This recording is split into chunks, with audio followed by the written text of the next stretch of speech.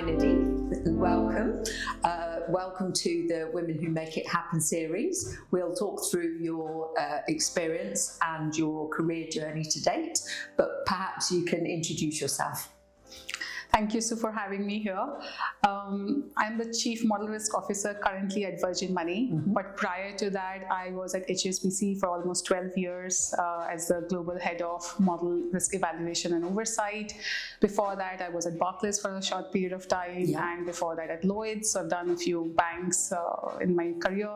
But before that, I was in academics, and I thought actually that my life will be an academician. Yes. So I was a master's in maths, and then I started doing my PhD in maths, but because I was very inclined towards applied maths and seeing how we can use the learnings and theoretical maths into industry problem solving, I started doing the PhD with that view, but it turned out that it was a very theoretical PhD at the end. Okay. And that started uninteresting me a little bit. Although I had government scholarship to carry on and complete it, I realized that's not where my calling was. Yeah. So I decided to leave that in between and came to the UK for a second master's in financial maths. Oh my gosh. And that was from Warwick, and since then I've been in banking. But there was a period of time when I was doing my PhD and I was lecturing, and I thought maths professor will be my career. Okay. But now it's a completely different path. Yeah. How did you make the switch from lecturing to banking?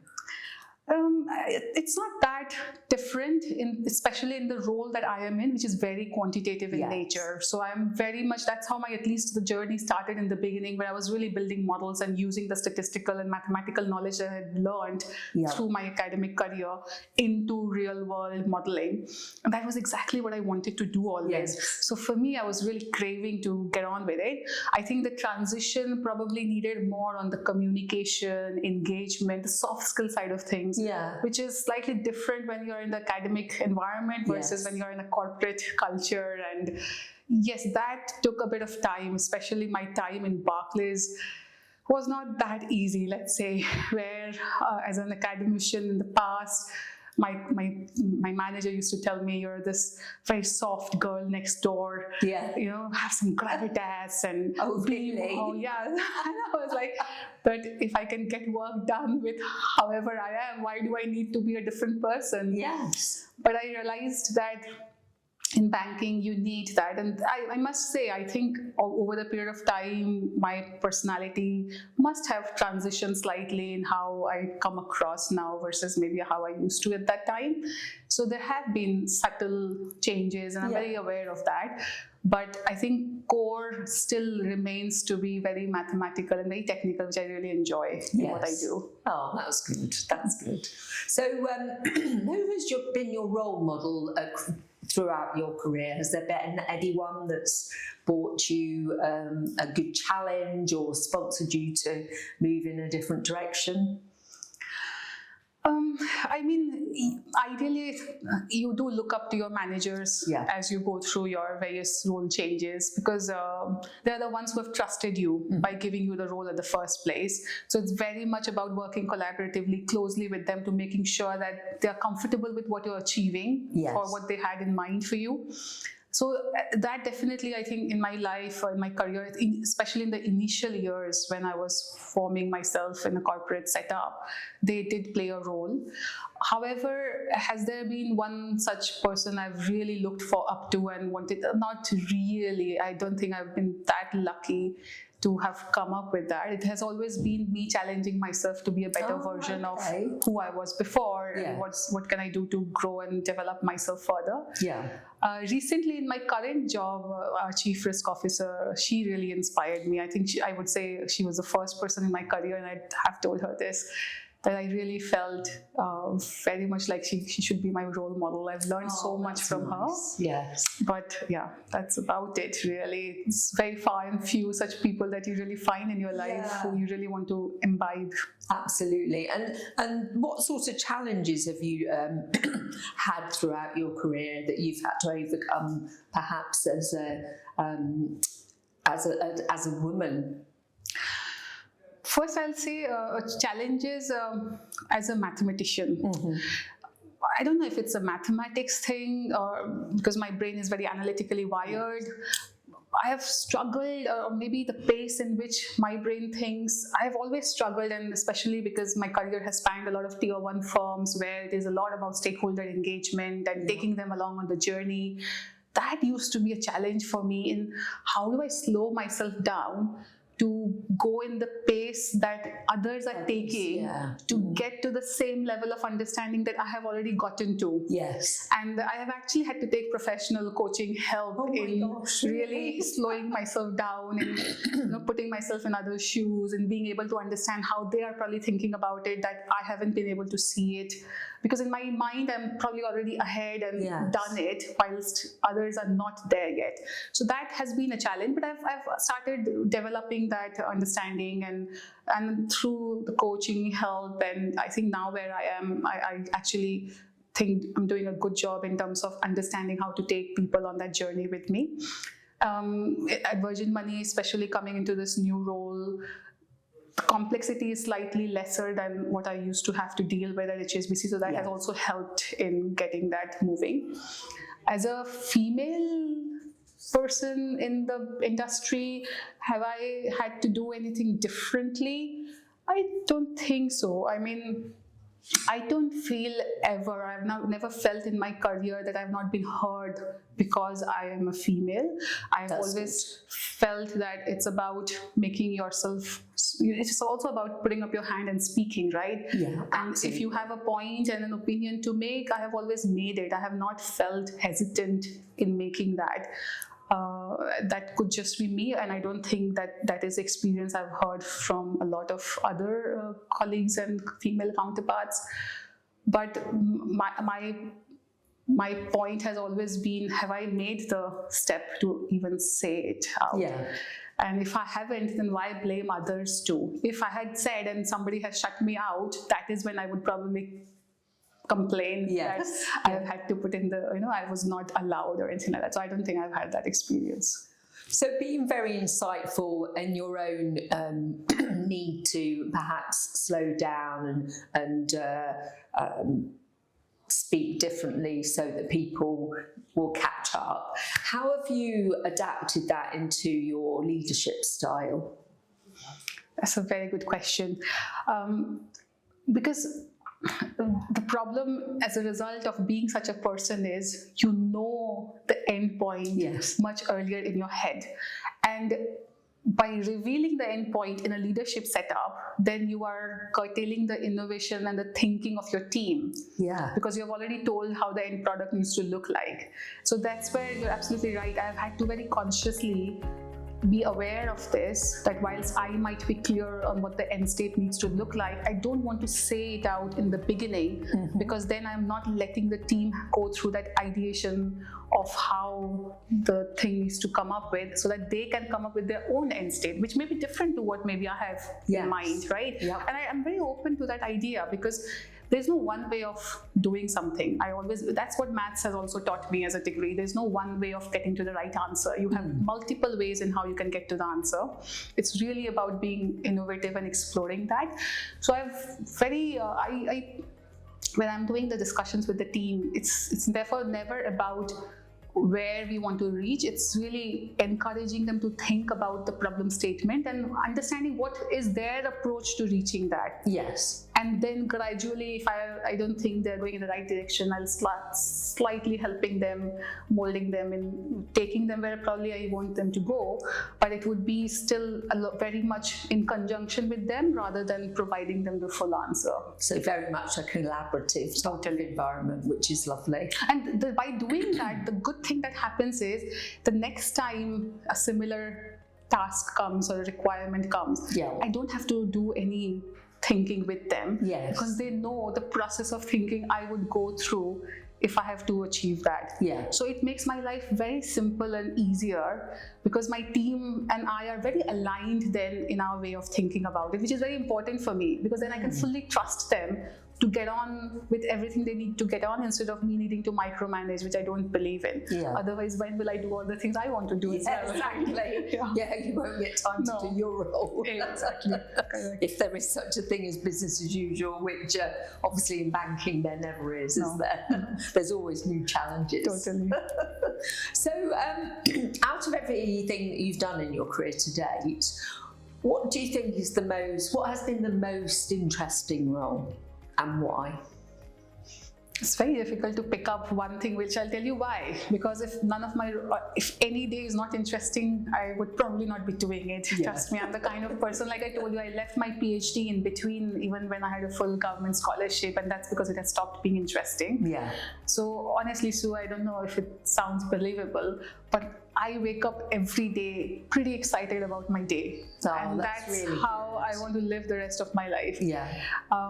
So one experience, I mean, there have been innovation and innovative projects really excite me quite a lot, because that is where my sort of blue sky thinking and I love them, those kind of areas. That's my natural state to be in. So I did one such project at HSBC where we were trying to build an automated system for model analytics work that can happen. We didn't go quite to the stage of being end-to-end, but we started looking at how we can automate the ongoing review of the models. So when you have to review the same model every year, it can become a bit more tedious. Things haven't changed from a model point of view, from a portfolio point of view, from a business point of view. Yeah. So there's not much to really do there. But if you don't automate it, you still have the team then having to do a lot of tedious tasks of repeating the process, which is not that much of value add. So I have tried to automate that so that they can actually focus on, is there more insights that we need to bring that the automated solution will not, but the tedious task of repeating the codes or running those through on a yearly basis were done by the automated solution. So that's sort of, I feel, a legacy I've left there, which I'm very proud of. Yeah. And now we're trying to do something similar here in my current company also, but with a broader and bigger vision in how we can bring more end-to-end workflows into that automated work stream. Excellent. That sounds good. Any insights on challenging personalities over the years, and how have you navigated those? I think we have all had those people in our career. And I think what is very difficult to really understand sometimes with such people is, why do they say what they say? Like, just saying for the sake of saying, it feels like that. Sometimes there's no value add, but it creates repercussions from a point of view that you're thinking about it, you know, it sort of plays in your mind later on, and it just damages the relationship and creates a very unhealthy atmosphere. And I've always been like, I just don't know why they do that. What do they achieve, But I suppose there are just people like that always. I think my best remedy for handling such people has been, as much as possible, ignore. It's easier said than done. They do play in your mind much later also. But the good thing about it is I've had such experiences on projects only. So there's a project, there's that particular stakeholder that is like this, and how do I just get on with the project, finish it, and maybe not have to deal with them again in the future. And I always tell myself that life is very short in that sense, right? Life simply moves on is actually the name of my book also. So I really believe in that. Life will move on. So that helps me really, that today that person might be in my life and it's really annoying me, but tomorrow they will not be. So if I look at the bigger picture, they're just a speck in the whole span of my life. So do I really need to get so bogged down about them and make my entire life miserable, or can I just have that bigger picture view and move on and look at something else for the time being? That's a really nice way of putting it. I think it's quite nice to turn a negative into a positive and turn it upside down. How do you see the different cultures? How have you navigated the different cultures throughout the different banks? Because they must be, from the big to the small, very different. Virgin Money is not that small, but it's obviously not as big as the HSBCs of the world.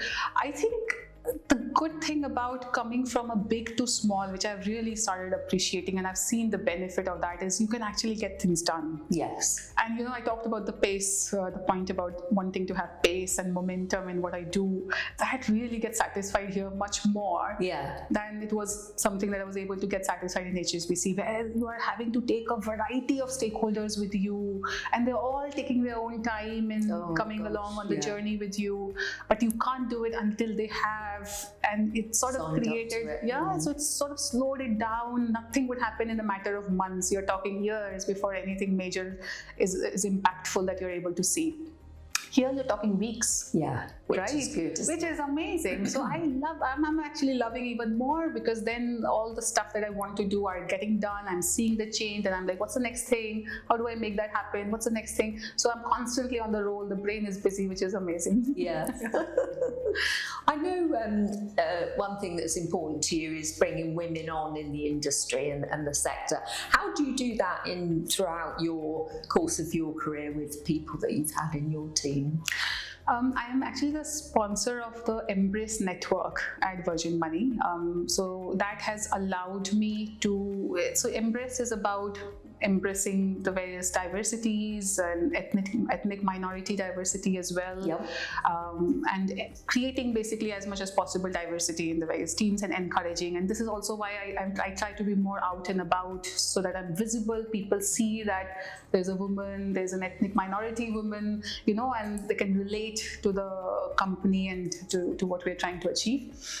When I am trying to look for CVs, it's not as if I'm only looking for female CVs. No, but so at the end of the day, exactly, it has to be really somebody who's suitable for the role that we are also advertising. But it's really also about making sure that I have a diverse set of CVs that I've selected. So I do apply that filter or sort of a conscious attempt in making sure that my CV screening stage has created a variety of pool of candidates that I'll go for an interview with later.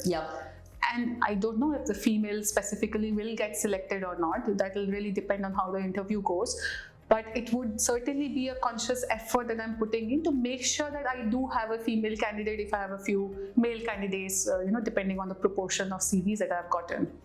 So that is my way of ensuring, because maybe we just need that little bit of space that needs to be created, right, for women. And that's what I'm just trying to do. I'm making sure that they have that space, that opportunity. And then obviously it's their merit which will give them the job or not. Yeah, absolutely. That will push their career forward. Correct. Well, we hope that Women Who Make It Happen, the series that we're filming, will encourage more people to take the risk, take the jump in their career. Has there been any particular instance in your career, for example, where you've pushed yourself forward or stepped outside of your comfort zone to make that leap of faith? Very much, because Sue, I don't think you grow when you become comfortable. No. That has been my simple mantra in life. If I can do my work with my eyes closed, there's a problem.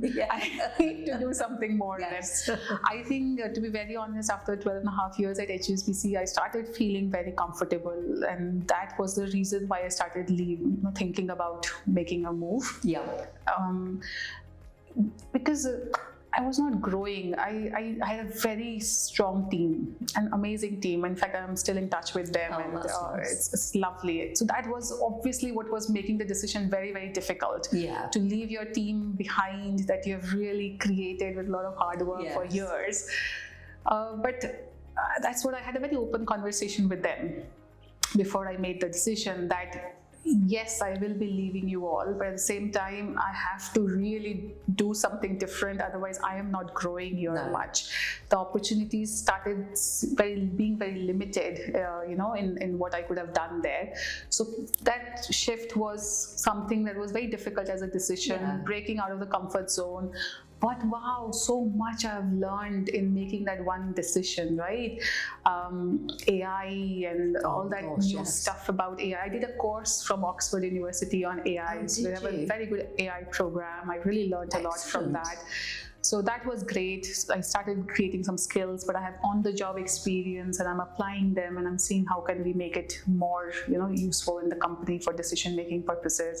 So it's again constantly breaking comfort zone, because if we don't stay relevant, I think we'll become out of date. Yes, no, absolutely. And with everything that we are doing, the space and how the technology is shifting, everything is happening, unless we keep up, we'll be left behind. And that's not a great, I would rather be part of the journey than being fallen out of the journey. Yeah. So what's the next challenge for you, either personally or commercially? Personally, I don't have any. I have 2 kids. Yeah. Just want them to be happy, healthy, go through the school life properly, and then so no more plans of doing anything different on the personal front. On the professional front, I have some projects lined up in how I want to automate the full model risk management ecosystem, where you have the data, the modeling, but then also it's all siloed at the moment, right? Yeah. And then you have to do something different to make the models go on production. Then you have a separate system for monitoring, for validation, for use. And then the feedback loop, all of it is very manual and fragmented. Oh gosh. I foresee a world where it can all be very efficiently built in an end-to-end sort of wrapper. Yeah, it has a seamless pipeline of activities, and you don't have those manual interventions that are needed. Obviously, human oversight and all will be exceptionally important, absolutely. But all the tedious tasks in the process can be machine automated eventually. There'll be a journey to get there. It's a massive vision and big undertaking. So we'll see. That excites me. If you ask a bit longer vision, I did write a paper for Financial Times where I mentioned that I think eventually I see a world where you don't need, if you think about how banking is structured today, if you are doing capital management, then you will use a set of models for capital reporting. You're doing provisioning and putting financial reporting work, you have a set of models for that and a team responsible for that. You're doing loan underwriting and decisioning, you have a set of models and a team responsible for that.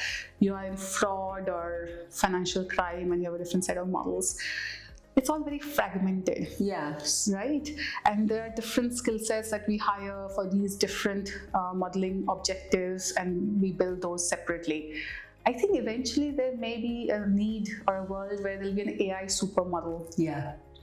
Which will be the super brain for all the core modeling that you need to do for your customers. And these will be all offshoots or use cases, so as to speak, that will borrow the bulk of the modeling capability from the supermodel. From the core. That's very interesting. So then you don't need this fragmented structure. You'll have a very holistic, simplified, unified structure, so as to speak. Maybe more efficient as well from how you manage it. But we need to make sure that that's right, safe, transparent, and everybody can understand what this is doing. It's a few years, I think, it'll take to get there. But that sounds exciting. I like that idea. And then all the analysts can do a bit of each. Exactly. So they will still be the specialists. Correct. And broader both. Correct. That's it. I do like that. That's very, very good. Very good. Well, thank you very much for your time today. Is there anything else you would like to add of a snippet of insight for people in relation to banking for the future?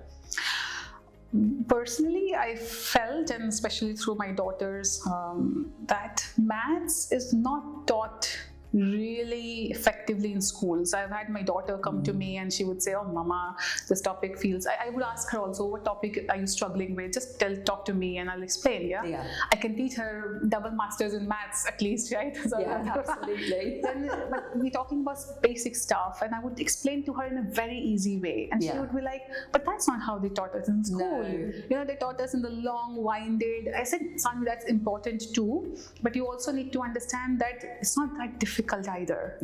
Right? Don't make it such a big thing in your head that you start getting anxious about it. There's nothing in maths to be anxious about. You need to just understand the concept, get yourself clear about it, then whether you do it the long-winded way or the short way, you will get there. It doesn't matter. But don't think of it as a big deal. And I think that's what I was trying to emphasize, that school education on maths really needs to get in a way that kids don't get scared about it. Yes, because they if can they get are worried, can't they? They do, and then they don't use or choose maths later on as part of their career. And that is something I want to, if I can do in any way, I do want to go and maybe speak at schools if I can in the future. That's one other thing. I want kids to be encouraged about STEM areas and take them up and tell them that there are loads of opportunities in the future, that it opens up for you if you have had that background and experience. So think about your career more widely. Don't think about just the ones that you are aware of. There are lots of opportunities that you haven't explored yet. So my shout out for everybody to really start considering very early on more STEM subjects, so that later on they are ready and set for the needs of AI and all the technological enhancements that are coming, where we'll need a very big army of such youngsters. Come and join us in the STEM environment. Exactly. Excellent. Thank you very much, Nidhi. It was lovely speaking to you. Thank you so much, Sue, for having me. Really enjoyable conversation.